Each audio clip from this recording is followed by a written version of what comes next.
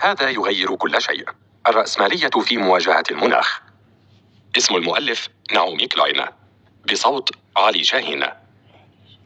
تنقسم ردود فعل الناس أمام مصطلح التغير المناخي، فإما أن يشيحوا نظرهم وعقولهم عن الموضوع بشكل كلي، أو أن يطمئنوا أنفسهم بأن البشر قد وجدوا حلولا لمعضلات كثيرة، فبالتأكيد سيستطيعون خلق حل مناسب لهذه المشكلة، أو أنهم يتجهون للتغيير بأنفسهم، إذ يبتعدون عن استخدام البلاستيك ويهمون لزراعة الأشجار في حدائق منازلهم واستبدال السيارة بالدراجة، أو أن يشعروا بالخوف الذي يدفعهم إلى الرغبة بتغيير فكر المجتمع والدولة بأكملها.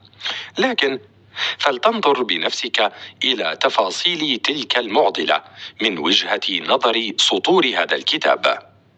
حقيقة التغير المناخي.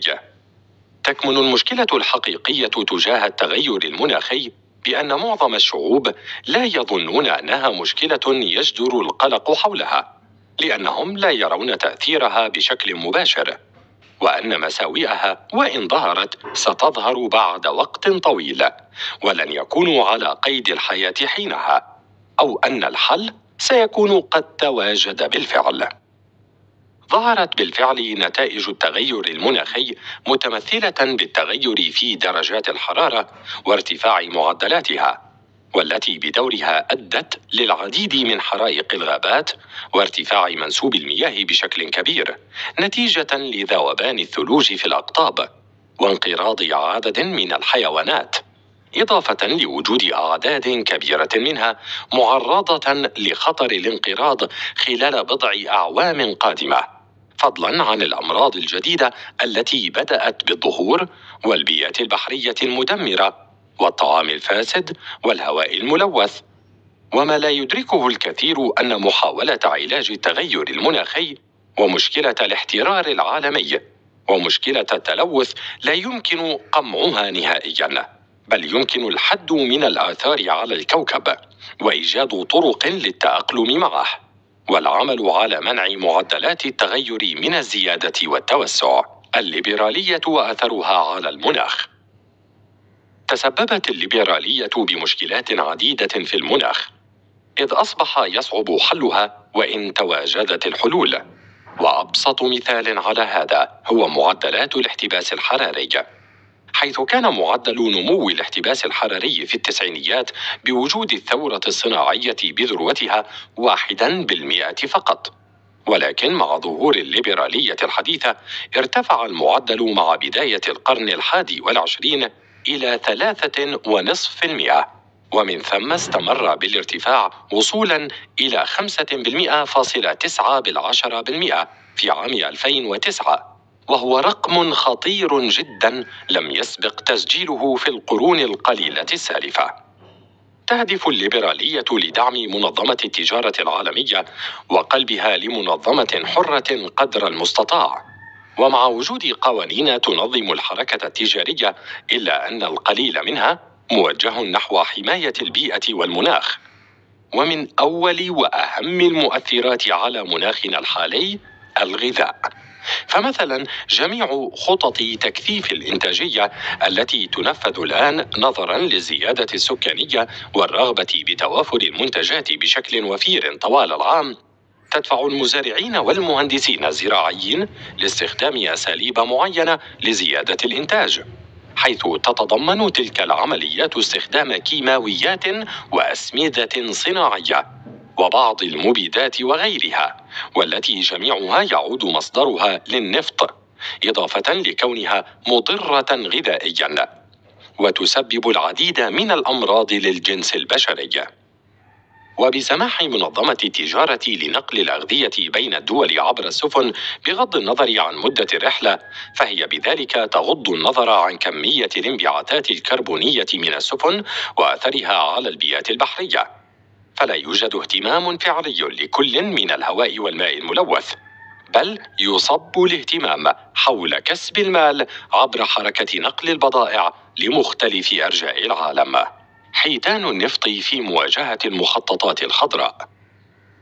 إن المبالغ المخصصة للتعامل مع الأخطار الناتجة من التغير المناخي على مدار السنين أعلى بكثير من أساليب الطاقة البديلة التي تعد حلاً نهائياً لن تحتاج البلدان بعده لتخصيص جزء من ميزانياتها سنوياً للتعامل مع تقلبات المناخ غير المتوقعة والكوارث والأمراض التي يتسبب بها الاحتباس الحراري.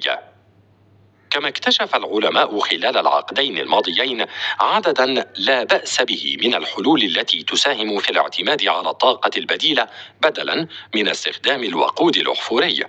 وكان الألمان أحد أوائل الشعوب التي بدأت باستخدام تلك الأساليب، حيث تصل نسبة الاعتماد على الطاقة البديلة في ألمانيا إلى 25%، وتبعتها بعض الدول الأخرى والولايات المتحدة، ولكن بنسب أقل. تواجه خطط حماية البيئة والغلاف الجوي رفضاً شديداً من حيتان البترول، فإن استبدال الوقود الأحفوري والغاز الطبيعي بالطاقة الشمسية وطاقة الرياح من شأنه خفض الطلب على خدماتها ومنتجاتها، وبالتالي انهيار اقتصادي كبير للبلدان التي تعتمد في معدل نموها الاقتصادي على أرباح النفط.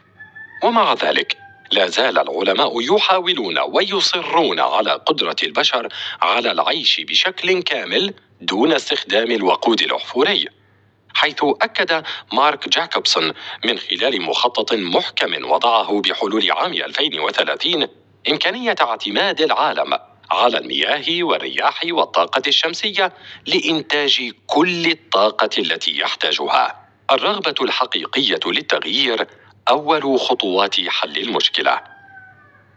هناك العديد من المقترحات التي من شأنها حل مشكلة التغير المناخي الذي يواجه العالم أجمع. فمثلا ينبغي على الدول والمنظمات العالمية أن تؤمن بالحل البيئي وتسعى لإنجازه، وألا تتساهل مع أي فئة ترغب بإعاقته، وعدم منح أي تسهيلات عند نقل النفط ومشتقاته، ووضع قوانين صارمة لصفقات بيع النفط وشرائه والأغراض المستخدم لها. كما يجب الوقوف في وجه أي مشروع يدعم هذه الشركات، كمشروع كيستون الذي يقوم على ضخ الغاز من أمريكا لكندا، فضلاً عن وجوب رفع سقف الضرائب على جميع الشركات التي تستخدم الوقود الأحفوري والنفط لتشغيل معداتها أو في صناعاتها، أو حتى الشركات التي تنقل النفط وتتاجر به، وتحويل هذه الضرائب لدعم مشاريع الطاقة الخضراء. من ناحية أخرى يجب التخطيط طويل الأمد فيما يتعلق بالسياسات والوظائف، فتبنى على أساس استعمال الطاقة البديلة.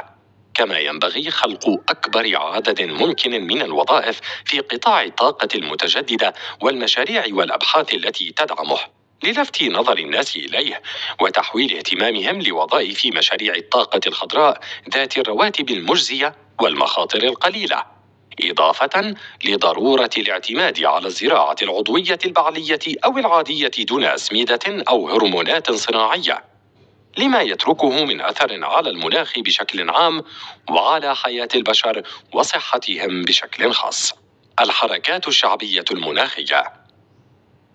ظهرت العديد من الحركات التي تهدف لحماية البيئة في جميع أنحاء العالم والحفاظ على نظام بيئي سليم والحد من تصاعد الغازات الدفيئة ومنع التلوث، لكنها سرعان ما اختفت، ويعزى ذلك إلى عدم استجابة الآخرين للقضية البيئية، إذ إن هذه الحركات بنظرهم تحوي أهدافا تحتاج ميزانيات كبيرة لتحقيقها، مما يدفع الجهات المسؤولة لتفادي السماع لها.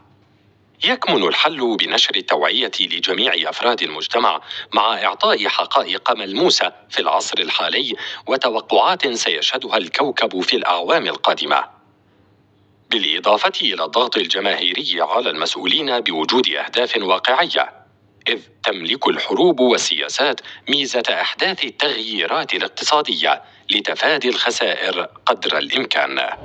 الاقتباس: إن أزمة التغير المناخي لم تتلقى أبدا معالجة من قادتنا، على الرغم من حقيقة أنها تحمل في طياتها مخاطر تدمير الأرواح على نطاق أكبر بكثير من البنوك المنهارة أو المباني المنهارة. الخاتمة: إن التغير المناخي يدعونا لإيجاد سبل من شأنها الحد من هذه الظاهرة، ويخالف التغير المناخي السياسات والخطط التي تتبعها الليبرالية لإيقاف المخططات الخضراء، كما ينبغي توافر خطط حكومية لاتباعها بغية توجيه الدولة نحو الطاقة البديلة واستغلال الحراك الشعبي الضخم بشكل متواصل لإيقاف كل ما يؤثر على الكوكب بشكل سلبي، بدءا من أضخم مصادر التلوث ووصولا إلى الأكياس البلاستيكية.